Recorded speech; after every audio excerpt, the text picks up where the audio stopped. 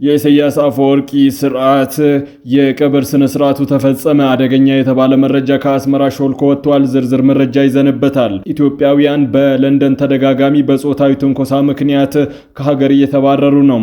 በተለያየ መንገድ ወደ እንግሊዝ የገቡ ኢትዮጵያውያን አደጋ ላይ ጥሏል።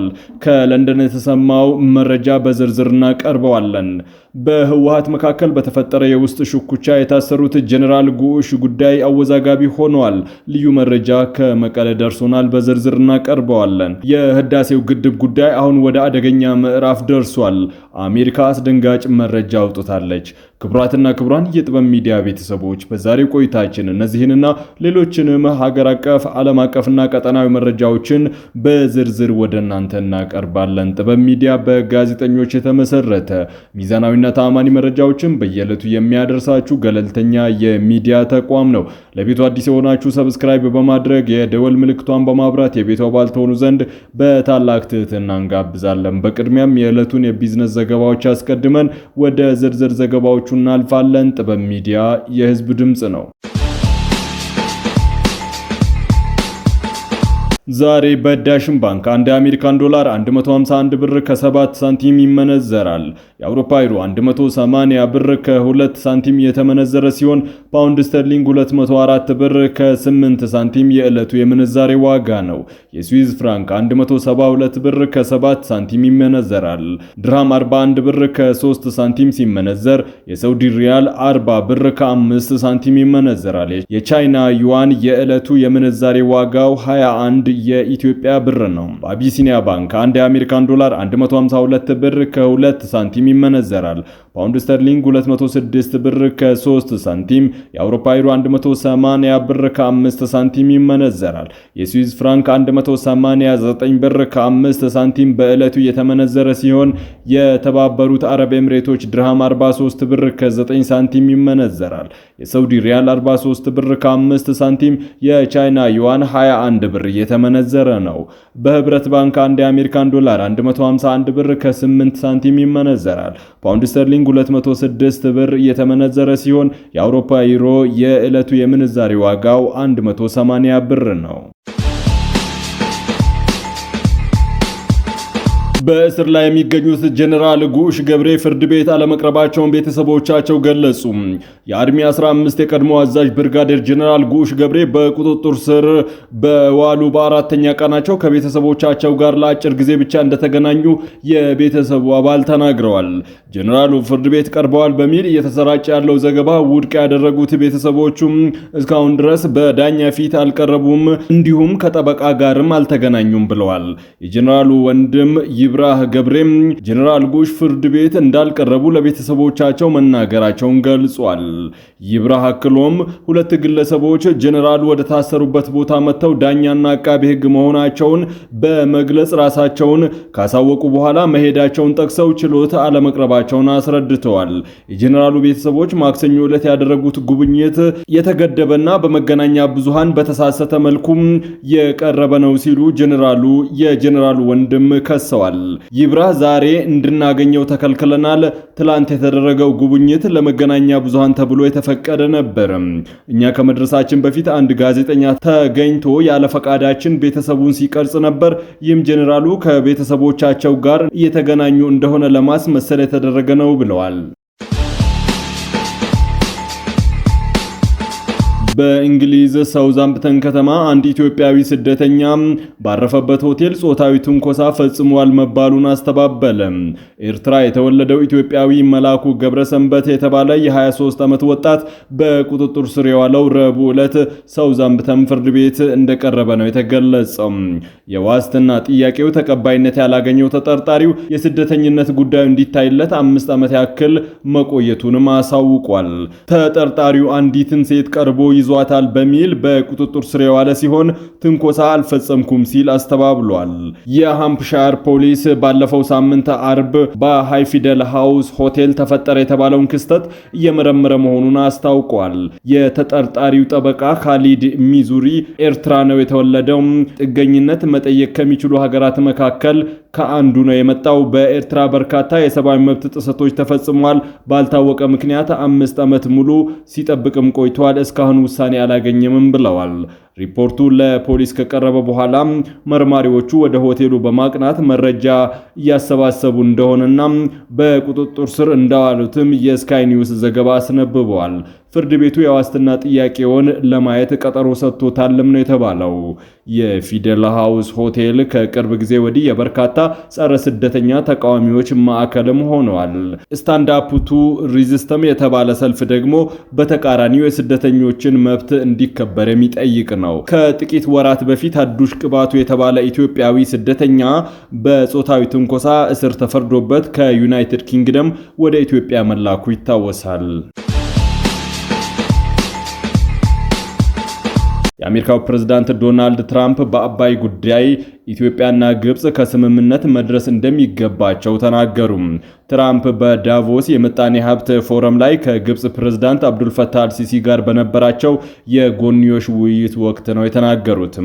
የአባይ ግድብ የናይል ወንዝ እንዳይደርስ ያደርጋል ያሉት ትራምፕ ሁለቱ ሀገራት ወደ ድርድር ለማምጣት እንደሚፈልጉ መናገራቸውን የአናዶሉ የዜና ወኪል ዘገባ ያመላክታል። አደገኛ ሁኔታ ነው። ግድቡን የሰሩትም ግብጾች ለሚሊዮን ዓመታት ውሃ በሚያገኙበት መንገድ ነው የተሰራው። የውሃውን ፍሰት በትልቁ ግድቡ ያስቆመዋል ሲሉ ነው የተናገሩት። ግድቡን በተመለከተ የሆነ ነገር ማድረግ እንዳለብን አስባለሁ። ግድቡ ትልቅ ችግር ነው። የሆነ ነገር እናደርጋለን ሲሉም ትራምፕ አክለዋል። ትራምፕ ባለፈው ሳምንት በካይሮና በአዲስ አበባ መካከል ድርድር የማስጀመር ሐሳብ እንዳላቸው መናገራቸው ይታወሳል። አንተ ጠንካራ ፕሬዝዳንት ነህ ሲሉ ሲሲን ያደነቁት ትራምፕ ከግብጽ ጋር ያላቸው ግንኙነትን ለማጠናከር እንደሚሰሩ በውይይታቸው ወቅት መግለጻቸውን ፎክስ ኒውስ ዘግቧል። ኢትዮጵያም ጠንካራ መሪ እንዳላት ሰምቻለሁ። እርግጥ ነው እንዳንተ አላወቅኩትም፣ ግን ጠንካራ ሰው ነው። ሁለታችሁን አቀራርበን ከስምምነት ለመድረስ እንሞክራለንም ብለዋል። የአሜሪካው ፕሬዝዳንት ባሳለፍነው ሳምንት ለግብፁ ፕሬዝዳንት አብዱልፈታህ አልሲሲ በጻፉት ደብዳቤ ባለን የግል ወዳጅነት መንፈስና አሜሪካ ለግብጽ ሕዝብ ሰላምና ደህንነት ባላት ቁርጠኝነት የህዳሴ ግድቡን የተመለከተ ድርድር ለመጀመር እንደሚፈልጉ መግለጻቸው ይታወሳል። የኢትዮጵያ መንግስት ይህንን ደብዳቤም ሆነ ትራምፕ በዳቮስ የሰጡትን አስተያየት በተመለከተ እስካሁን ያለው ነገር የለም። የጤና ዘርፍ ባለሙያዎችንና ቤተሰቦቻቸውን የማህበራዊ ጤና መድህን አገልግሎት ተጠቃሚ የሚያደርግ አሰራር በዛሬው ዕለት በይፋ ተጀመረ። የጤና ባለሙያዎችና ቤተሰቦቻቸውን የማህበራዊ ጤና መድህን አገልግሎት ተጠቃሚ የሚያደርገው ስርዓት ጀምሯል። በዚህ ረገድ አዋጁ ከጸደቀ ጀምሮ ታህሳስ 30 2018 ድረስ ከ470 ሺህ በላይ የጤና ባለሙያዎች መመዝገባቸውንና ከጥር 1 2018 ጀምሮ ተግባራዊ መደረጉን የኢትዮጵያ ጤና መድህን አገልግሎት በዛሬው ዕለት አስታውቋል። የአገልግሎቱ የአባላት አስተዳደር የሀብት አሰባሳቢ መሪ ስራ አስፈጻሚ ጉደታ አበበ የማህበራዊ ጤና መድህን አገልግሎት የጤናው ዘርፍ ባለሙያዎችንና ቤተሰቦቻቸውን ተጠቃሚ ለማድረግ በወጣው አዋጅ መሰረት በ6 ወራት ውስጥ ከ470 ሺህ በላይ የጤና ባለሙያዎችን መመዝገብ መቻሉን ተናግረዋል። እንዲሁም በአባወራ ደረጃ ከ181 ሺህ በላይ የጤናው ዘርፍ የሚገኙ ባለሙያዎች እንዲመዘገቡ ተደርጓልም ብለዋል። በጤና ተቋማት ደረጃም ከ1600 በላይ የሚሆኑ እንደተመዘገቡና በአፈጻጸም ደረጃ 34 በመቶ መድረሳቸውን በመግለጽ በተለያዩ ምክንያቶች ያልተመዘገቡ እንዳሉም ተናግረዋል። በተለይ ባለው የጸጥታ ችግር፣ የግንዛቤ እጥረትና በዋናነት እንደ ተግዳሮት እንደሆነ አንስተው ከጤና ሚኒስቴር ጋር በጋራ እንደሚሰራ ገልጸዋል። ይህ አዋጅ ተግባራዊ መደረጉ ጤናማ ማህበረሰብን ለመፍጠርና ቀልጣፋ አገልግሎት ለመስጠት ያግዛልም ተብሏል። በምስራቅ አፍሪካ ፖለቲካ ውስጥ ለዘመናት በሚስጥራዊነቱና በታማኝነቱ የሚታወቀው የኤርትራ የስለላ መዋቅር ከውስጥ የተሸረሸረ አባላቱ ወደ ኢትዮጵያ ደህንነት መዋቅር እየገቡ እንደሆነ አንድ አዲስ የትንታኔ ሪፖርት አጋለጠ። ሆርን ሪቪው ባወጣው ጥልቅ የደህንነት ምንጮችን ባጣቀሰው ዘገባም ይህ ክስተት ድንገተኛ ሽሽት ሳይሆን ስልታዊና የተዋቀረ የደህንነት መረጃ ፍሰት መሆኑን አመላክተዋል። ሪፖርቱ እንደሚያብራራው የኤርትራ መንግስት ፓርቲ ህግደፍ ለዓመታት የገነባውና በጥርጣሬ እንዲሁም በፍጹም ታማኝነት ላይ የተመሰረተው የደህንነት ግንብ ስንጥቅጥቅ ያለ ነው።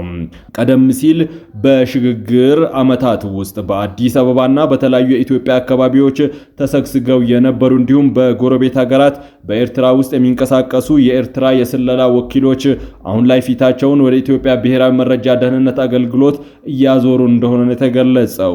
ይህ ሁኔታ ለኢትዮጵያ መንግስት የኤርትራን ደህንነት መዋቅር ከውስጥ ሆኖ የማየትና የመቆጣጠር እድል ፈጥሮለታል ነው የተባለው። ምንጮች እንደሚጠቁሙት ከፕሬዝዳንት ኢሳያስ አፈወርቂ የቅርብ የፖለቲካና ወታደራዊ ክበብ ውስጥ ያሉ ከፍተኛ ባለስልጣናት ሳይቀሩ ለኢትዮጵያ ባለስልጣናት በሚስጥር መልክ መልእክት በመላክ ስርዓቱን ለመቀየር የሚደረግ ማንኛውንም አስተማማኝ ጥረት ለመደገፍ ዝግጁ መሆናቸውን እየገለጹ ነው። እነዚህ ባለስልጣናት የፕሬዝዳንቱን ከስልጣን መውረድ ሀገሪቱን ለማዳን የቀረ ብቸኛ አማራጭ አድርገው እንደሚመለከቱት ተጠቁመዋል። ምንም እንኳን ኢትዮጵያ ይህ የመረጃ የበላይነትና ውስጥ ዘልቆ መግባት አቅም ብትይዝም እስካሁን ድረስ ፕሬዝዳንት ኢሳያስን ከስልጣን ለማውረድ ያነጣጠረ ቀጥተኛ እርምጃ ከመውሰድ ተቆጥባለች። ሪፖርቱ እንደሚያትተው ኢትዮጵያ ይህንን እርምጃ ያልወሰደችው በአካባቢው ሊፈጠር የሚችለውን ከቁጥጥር ውጪ የሆነ ቀውስ በመስጋትና የቀጠናው ጣልቃ ገብነት የሚያስከፍለውን ጂኦፖለቲካዊ ዋጋ በመፍራት ነው። ለኢትዮጵያ የኤርትራ የደህንነት መኮንኖችን መቀበል ማለት የሰው ኃይል ማግኘት ብቻ አይደለም ይላል ዘገባው። ይህ ማለት የአስመራን የስለላ ጥበብ፣ ኢላማ የመለየት ስልት፣ የክትትል መረብና የውስጥ ደህንነት ዶክመንተሪ ሙሉ በሙሉ በእጅ እንደማስገባት ይቆጠራል። የኤርትራ ትልቁ መሳሪያ የነበረው ሚስጥራዊነት አሁን ወደ ጉዳት ተቀይሯል ነው የተባለው። ይህ ጉዳይ በሚስጥር በተያዘ ቁጥር በኤርትራ መንግስት የሚፈጥረው የስነልቦና ጫና የከፋ ይሆናልም ተብሏል።